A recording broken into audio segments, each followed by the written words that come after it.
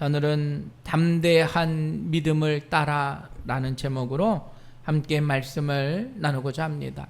자, 계속해서 우리는 사도행전의 말씀을 봅니다. 오늘 본문은 사도 바울이 예루살렘으로 올라갑니다. 그리고 유대인들에게 고발을 당해요. 로마 군대에 붙잡혀서 공회 앞에서 재판을 받는 장면입니다.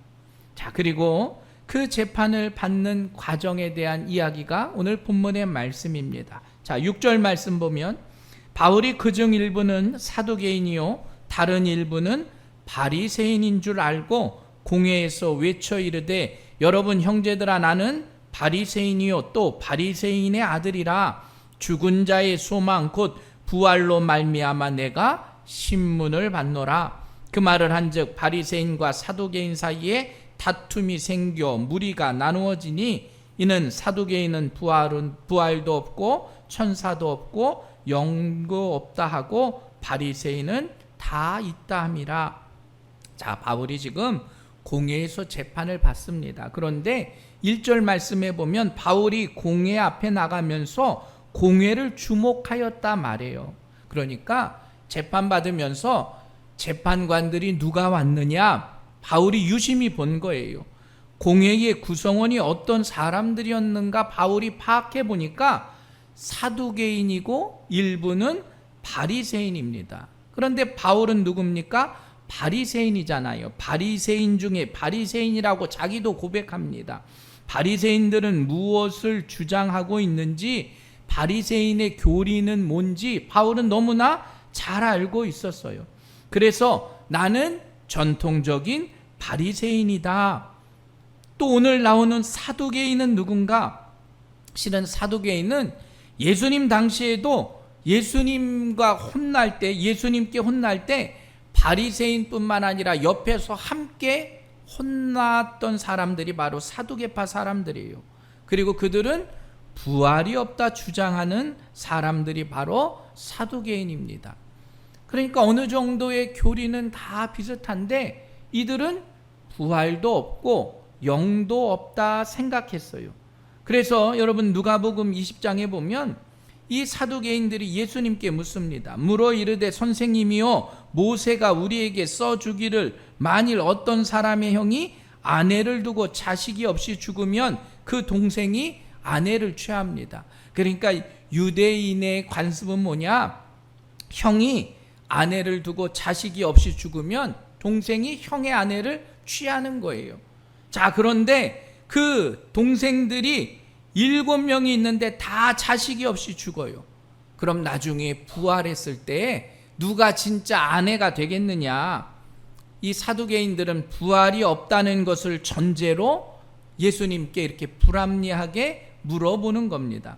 그래서 사두개인들은 부활을 믿지 않았어요. 왜 부활을 믿지 않았느냐?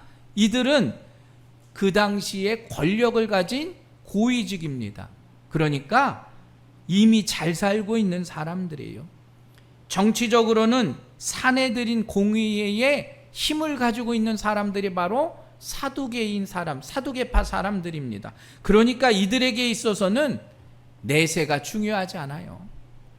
지금 너무나 잘 살고 너무나 평안하고 권력을 가지고 있으니까 내세가 필요하지 않아요. 그러니까 아이고 우리는 부활 같은 거 지금 생각도 안 해도 되는 거예요. 부활에 대한 의미와 그 모습들을 그들은 인정하지 않는 겁니다. 그래서 사두개인들은 부활을 믿지 않았다라는 거예요. 여러분 한번 생각해 보십시오. 지금 이 시대도 마찬가지예요. 많은 사람들이 신앙의 길을 가지고 있지만 내가 걸어가고 있지만 여러분 내가 부활을 믿지 못하고 있는 사람들이 많다는 거예요. 이 세상의 일이 전부이니까 내가 지금 잘 살고 지금 신나게 놀고 지금 내가 즐기면 되는 거예요. 앞으로의 일은 생각하지 않는 겁니다. 여러분 영원한 천국을 믿지 못한다면 지금을 즐길 수밖에 없어요. 그래서 지금 부귀 영화를 누리기 위해서 노력하는 것, 그게 바로 사두개인적인 삶이에요. 그런데 바울은 어떤 사람입니까?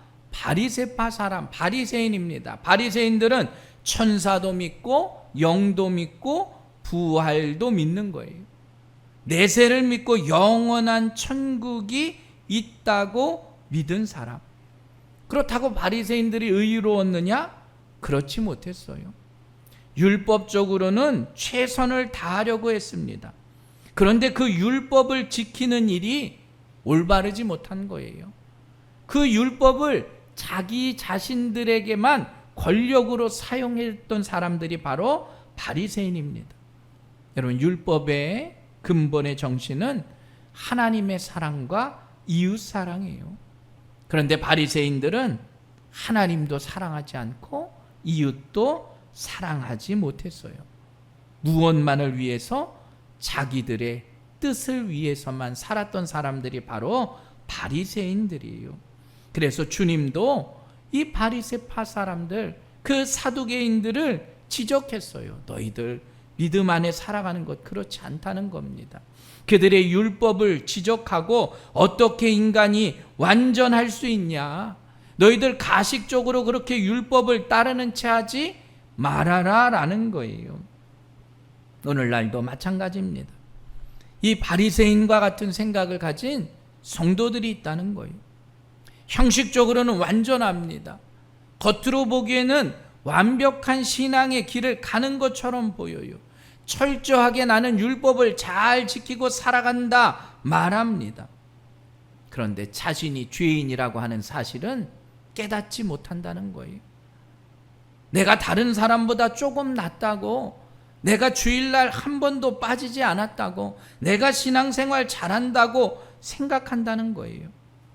실은 우리들 모두는 흉악한 나를 대신해서 십자가에 피 흘리신 예수 그리스도의 은혜를 통해서 우리가 신앙의 길을 걸어가는 거지, 여러분, 우리가 믿지 않는 자들보다 난 게 없을 수밖에 없어요. 온갖 죄 안에서 내가 의로울 수 없다는 거예요. 그래서 바리새인들은 교만했습니다. 내가 남들보다 조금 잘한다고, 의롭다고 생각했다는 거예요. 자, 그래서 지금 바울은 아주 머리를 잘 썼어요. 공회에 들어갔더니 어떤 심판관은 바리새인이고 어떤 심판관은 사두개인입니다. 자, 그래서 바울이 할 수 있는 일이 무엇일까? 자, 6절 말씀 중에 죽은 자의 소망 곧 부활로 말미암아 내가 신문을 받노라. 바울이 이 바리새인과 사두개인의 이 모습들을 가지고 둘이 싸움을 붙여요. 야, 얘네들이 부활이 있는 걸 믿는 사람과 안 믿는 사람이 있기 때문에 나는 부활을 믿고 있다. 누구냐? 바리새인들을 자기 편으로 끌어들인 거예요. 바리새인들, 너희도 부활을 믿지. 나도 바리새인 중에 바리새인이고 나도 부활을 믿는 자다라는 거예요. 실은 바울이 성전에서 오늘 공회에서 이렇게 재판을 받게 된 이유는 부활의 문제가 아닙니다. 바울이 제사도 무시하고 율법도 지키지 않는다고 하니까 유대인들이 저 바울 이상하다, 제사도 안 지내도 되고 율법도 안 지켜도 된다고 말하니까 법정으로 바울을 끌어들인 겁니다. 그런데 바울은 그 문제를 건드리지 않아요.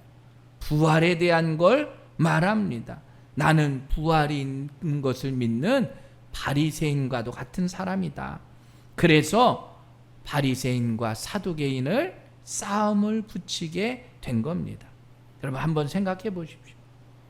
유대인들을 예수님을 십자가에 못 박히게 한 사람들은 유대인이에요.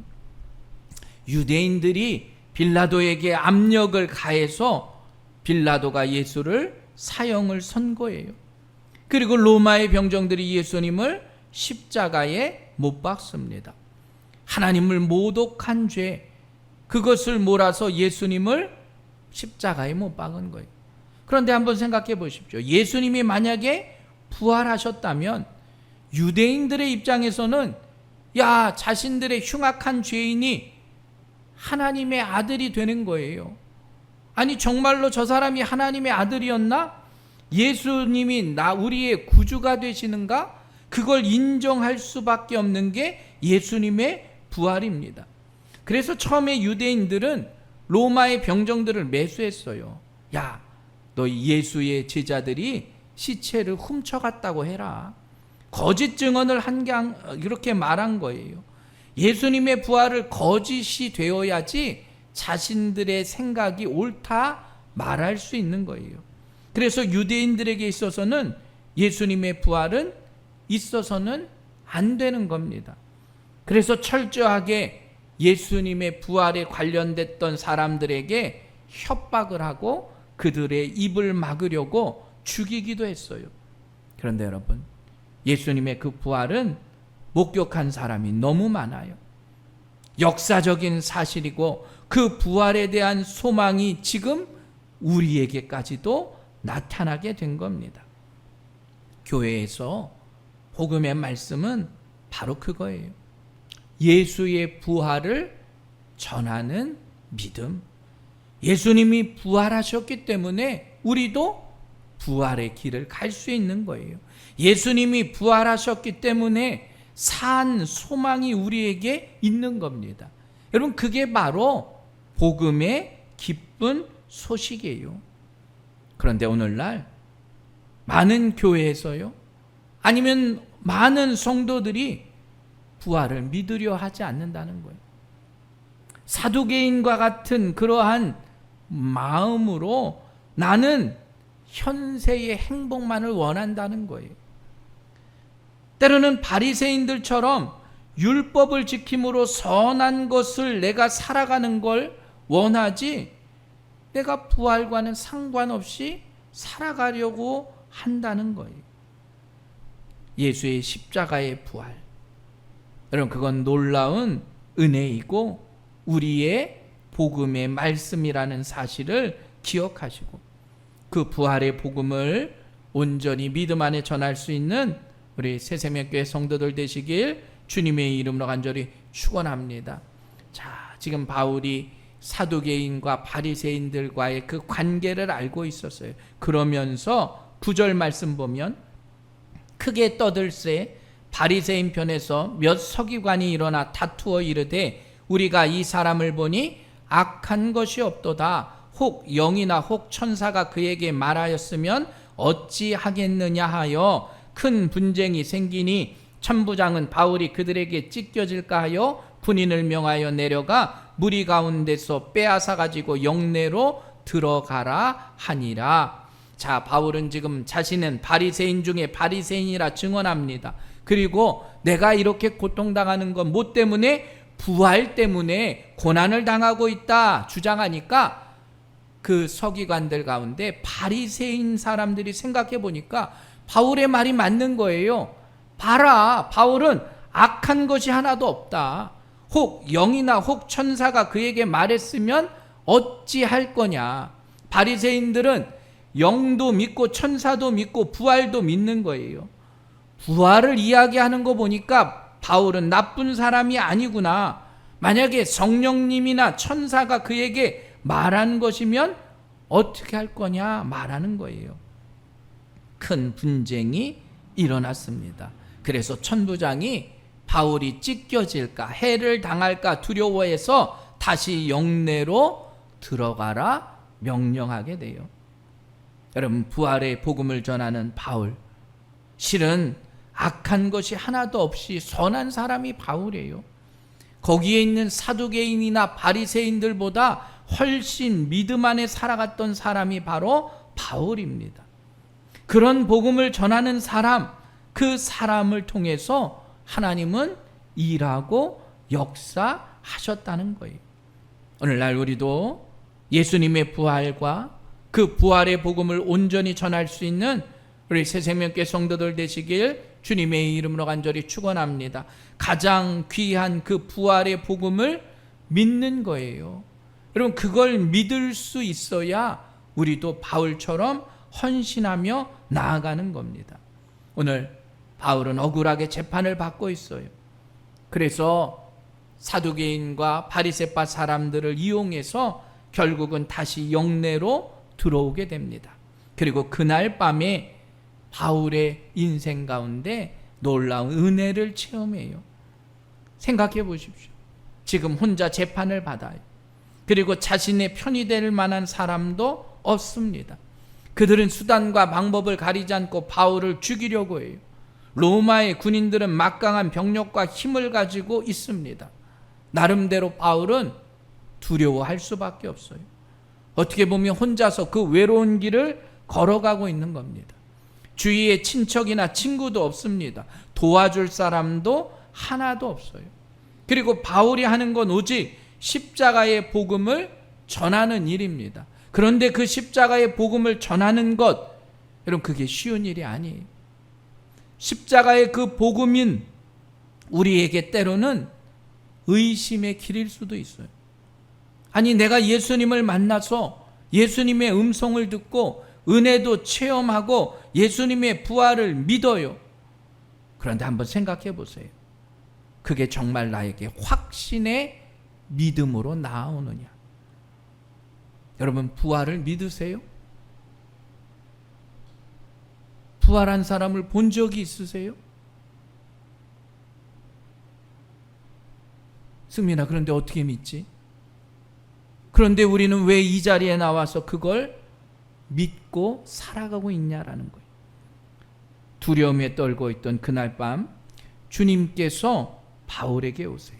그리고 뭐라고 말씀하시느냐? 담대해라. 바울아, 두려워하지 말고 담대하라. 여러분 신앙의 길은 때로는 육신의 두려움에 살아가요. 내가 세상 가운데 살아가고 내 편인 사람들이 많은 것처럼 느껴지지만 어쩔 땐 나 혼자 남아요. 나 혼자의 힘으로 이 세상을 살아가기 너무나 힘든 인생의 길이 있다는 거예요. 누구는 알지 못하는 몹쓸 병에 걸려요. 그잖아요? 알 수 없는데 난 아픈 거예요. 또 어떤 분들은 당하지 말아야 할 사고를 당해 어려움을 겪어요. 돈도 없고 힘도 없이 살아가는 수많은 사람들이 있습니다. 이럴 때 많은 사람들은 걱정하고 두려움 가운데 나아가는 겁니다. 여러분 영적인 것도 똑같아요. 우리가 늘 말씀을 통해 아멘 하지만 천국은 아무도 못 가봤어요. 저도 못 가봤어요. 그래서 우리는 의심하기도 하는 거예요.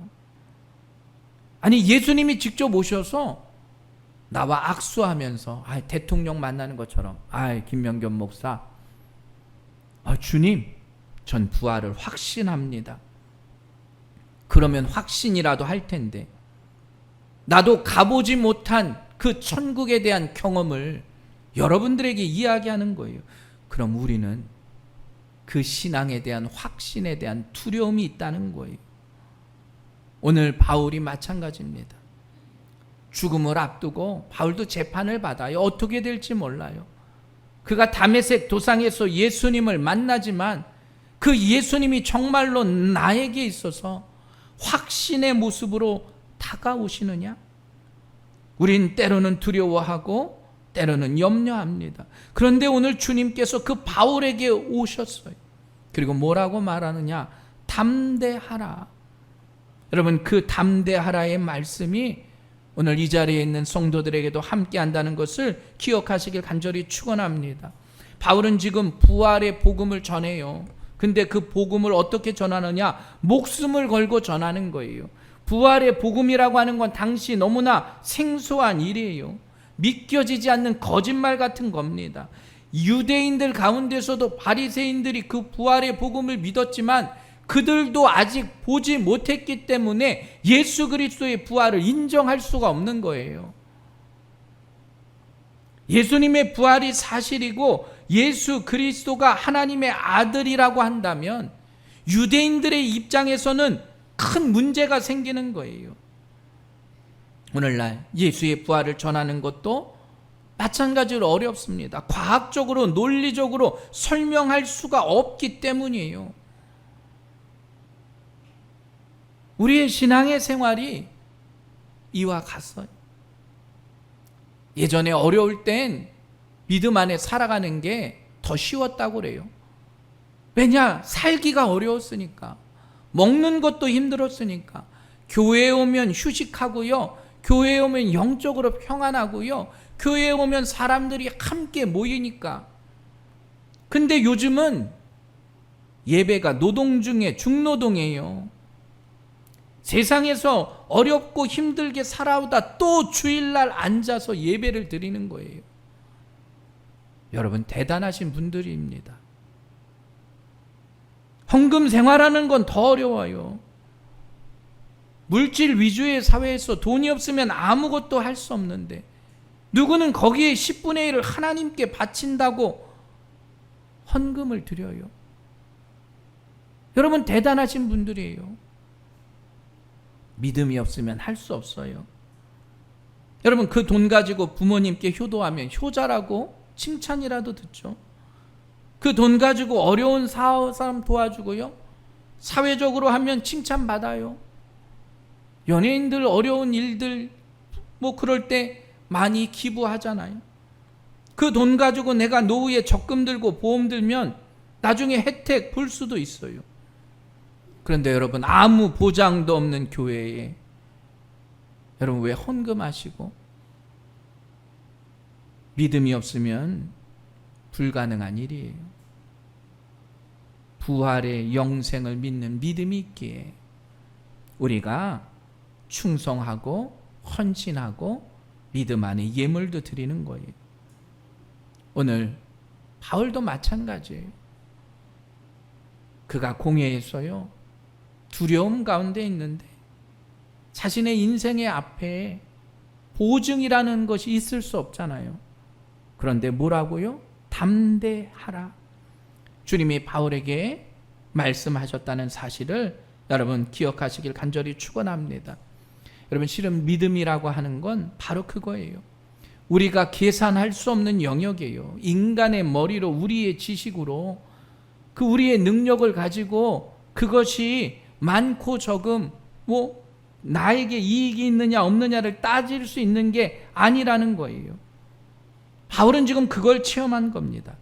그러면서 주께서 바울 곁에 서서 주님께서 어떤 모습으로 바울 곁에 왔는지 몰라요. 환상으로 오셨는지 말씀으로 오셨는지 성령께서 그에게 함께 했는지 분명한 건 뭐냐? 바로 바울 곁에 와 계시다라는 거예요. 인생의 어려움을 당해가는 그 바울 곁에 주님이 오셔서 뭐라고 말씀하세요? 담대하라. 바울 곁에 와 계신 주님의 그 음성이 바울의 마음을 움직이는 거예요. 여러분 오늘날 우리 곁에 오셔서 말씀하시는 주님의 그 음성을 여러분도 들을 수 있게 되시길 간절히 축원합니다. 담대하라 라고 하는 건 두려워하지 말아라. 너 평안해라. 너 안심해라 라는 거예요. 담대하라는 그 말을 쓰셨을 땐 너 이제 괜찮아진 거야. 너 이제 평안하게 살 수 있어 말하는 거예요. 예수님께서도 이 단어를 쓰셨어요. 침상에 누운 중풍병자를 고치시면서 작은 자야 안심하라 내 죄 사함을 받았느니라. 여기서의 안심해라 라는 말이 너 담대해졌다라는 뜻이에요. 네가 이제 죄로 인해서 중풍도 걸리고 죽어가는 사람들인데 죽을 사람이었는데 너 이제 안심해. 너 이제 담대해질 수 있어. 그렇게 말하시는 거예요. 믿음의 길은 바로 그겁니다. 죄로 인해서 죽음을 당할 수밖에 없는 우리들이 담대해지는 거예요. 안심할 수 있는 거예요. 12의 혈류증을 앓던 여인이 그 낫나는 믿음을 보시고 예수님께서 그 여인이 자신의 옷을 만진 것을 보시고 이렇게 말해요. 예수께서 이르시되 딸아 내 믿음이 너를 구원하였으니 평안히 가라. 여기서의 평안도 마찬가지. 담대하는 거예요. 내 안에 평안함이 있기에 담대하게 나아갈 수 있는 겁니다. 여러분 그 당시에 그러한 병자들은 죄인들이었어요. 왜? 하나님 앞에 죄를 졌기에 그런 병이 걸렸다고 생각한 거예요. 죄로 인해서 두려워하지 말고 이제 평안해졌으니까 담대하라 말하는 거예요. 이 세상에서 환난을 당하는 우리들, 환난을 당하나 담대하게 되는 줄 믿으시길 주님의 이름으로 간절히 축원합니다. 하나님께 지은 그 죄를 통해서 인간은 두려움 가운데 살아갔어요. 아담과 하와가 죄짓고 하나님이 찾을 때 어떻게 해요? 나무 뒤에 숨었어요. 그 죄 문제가 해결되지 않으면 담대할 수도 없고 안심할 수도 없고 평안할 수도 없는 겁니다. 하나님이 싫어하시는 건 바로 그 죄이기 때문이에요. 그 죄가 있기에 하나님 앞에 나오지도 못하는 거예요. 그 죄가 있기에 하나님이 없다고 부인하는 겁니다. 그 죄가 있기에 내가 두려움 가운데 살아갈 수밖에 없는 거예요. 여러분, 이 죄의 문제가 해결돼야 합니다. 그리고 그 문제를 해결할 분은 예수 그리스도의 십자가의 보혈과 부활밖에는 없다는 사실을 기억하시기 바랍니다. 그리고 그걸 내가 알기에 나는 그걸 전하는 자가 되는 거예요. 그래야 내가 참된 평안을 누리며 담대할 수 있어요. 여러분, 바울이 바로 그걸 깨달은 겁니다. 예수 그리스도의 십자가의 보혈을 통해서 자신의 죄가 사해진 걸 믿고 나는 그 부활을 전하겠다. 그래서 바울이 담대하게 나아간 거예요. 그 마음 가운데 평안함이 더해진 겁니다. 여러분, 오늘도 우리도 주의 전에 나와 담대하게 예배드릴 수 있는 여러분들 되시길 주님의 이름으로 간절히 축원합니다. 그리고 그러한 담대함의 모습들을 가지고, 자, 오늘 본문에 보면 내가 예루살렘에서 나의 일을 증언한 것 같이 로마에서도 증언하여야 하리라. 자, 주님께서 바울 곁에 오셔서 담대하라 말씀하세요. 그리고 뭐라고 말하느냐? 야, 너 이제 로마에 가서도 이렇게 증언해라. 한번 생각해 보세요. 좀 야속하시죠? 내가 지금 죄인의 신분으로 잡혀가고 있는데, 내가 지금 고생하고 있는데, 아이, 너 지금 이렇게 고생했으니까 로마에 가면 더 평안해질 거야. 사람들이 그 복음을 믿고 좋아질 거야. 그렇게 말씀하지 않으세요. 아마 더 큰 어려움이 있겠죠. 로마에 가면 어떤 일이 있을지 알 수 없겠죠. 지금 이렇게 예수 그리스도의 십자가의 부활을 전하는데 이렇게 고생을 하고 있는데 로마에 가면 얼마나 더 고생하게 될까? 뭐라고요? 로마에서도 증언해야 할 것이다. 하나님은 우리의 믿음 가운데 그러세요. 믿음을 지켜나가기 힘든 우리들에게 담대하라 말씀하시는데 그 담대함의 일을 또 시키세요. 너 그거 힘들지? 아이, 그래? 그럼 됐어. 이제는 좋은 일만 있을 거야. 그렇게 말하지 않으셨다는 거예요. 복음에 전하는 일은 고통당하는 일이고 어려운 일이지만 아무런 대가가 없어 보이는 일이에요. 그럼에도 불구하고 우리는 그 천국의 소망을 알기에 그 사명을 감당해요. 그러면 내가 지금 살아갈 때 하나님 그래도 지금 더 큰 걸 보장해 주시고, 아이, 내가 세상 사람들처럼 잘 살고 세상 사람들처럼 좀 나아지면 좋은데 그걸 보장해 주지 않으세요. 네가 로마에서도 그렇게 전해야 될 거다. 생각하건대 현재의 고난은 장차 우리에게 나타날 영광과 비교할 수 없도다. 바울이 로마서에서 이렇게 고백해요. 우리의 삶이 고달프고 힘들다 할지라도 아무리 힘들고 어려운 일이어도 십자가의 부활과 그 소망을 전하는 것, 그게 우리의 사명이라는 사실을 기억하시길 간절히 축원합니다. 야속하게도 바울에게는 또 다른 사명이 전해졌어요. 그런데 여러분, 바울은요 담대하게 그 사명을 감당하게 낸 줄 믿으시길 간절히 축원합니다. 지금 예루살렘 공회에서 받은 그 어려움보다 더한 고통이 있는 걸 알면서도 바울은 그 길을 향해 걸어가요.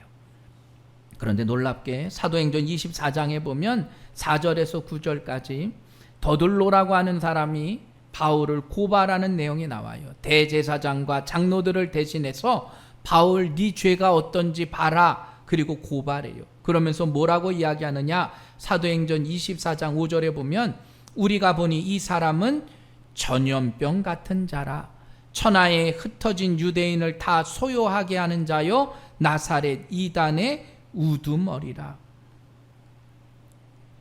담대하게 바울이 복음을 전하고 그러한 마음을 가지고 나아가는데 믿지 않는 자들이 바울을 뭐라고 이야기하느냐, 전염병 같은 사람이다 말했다는 거예요. 여러분, 우리도 코로나의 시대를 겪어봤잖아요. 한 사람 때문에 어떻게 해요? 나라 전체가 난리 났어요. 바울의 복음이 이와 같았다는 거예요. 바울의 복음이 담대하게 나아갔다는 그 모습을 통해서 믿지 않는 자들이 생각할 때 마치 전염병처럼 퍼져나가게 된 줄 믿으시길 간절히 축원합니다. 그게 바로 성령의 역사예요. 예수 그리스도의 복음이 세계 만방에 퍼져나가게 되었다는 사실을 기억하시기 바랍니다. 그래서 언젠가 타임즈에서 예수님 이후에 가장 이 세계 역사에 가장 많은 영향을 끼친 사람이 바울이라는 거예요. 이 사도 바울의 이 놀라운 복음의 역사를 통해서 복음이 전 세계로 퍼지게 된 거예요. 하나님을 섬긴다고 했던 유대인들조차 그들도 하나님의 일을 전염병으로 취급했어요. 우리가 보니라고 말해요. 하나님의 뜻에 따라서가 아니라 자기들의 관점에서 볼 때 바울은 전염병과 같은 그러한 모습으로 나아갔지만, 여러분, 놀라운 복음의 역사는 그것을 뛰어넘어 전 세계에 예수 그리스도의 부활의 신앙이 전해지게 되었다는 사실을 여러분 모두가 믿으시길 주님의 이름으로 간절히 축원합니다. 우리는 그 복음을 믿는 믿음 가운데 살아가는 사람들이에요. 여러분, 복음을 믿고 부활을 믿는다고 우리가 평안할 수 없습니다. 신앙의 길은 어려운 길이에요. 여러분, 대단하신 분이라고 말했잖아요. 어려운 그 길을 가고 있는 겁니다. 그런데 염려하지 마세요.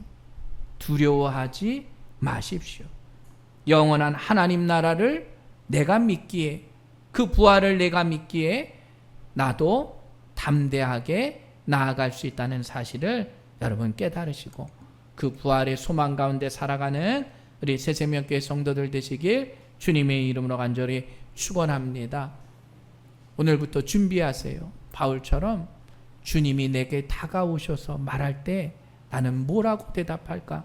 준비 안 되면 아무 말도 못하고 담대하라 말만 듣고 그냥 가요. 한번 악수라도 내가 더 확실한 믿음을 갖게 하기 위해서, 내가 주님의 그 모습을 따라가기 위해서 나도 당신의 길을 걷겠습니다. 하여튼 두려워하지 마십시오.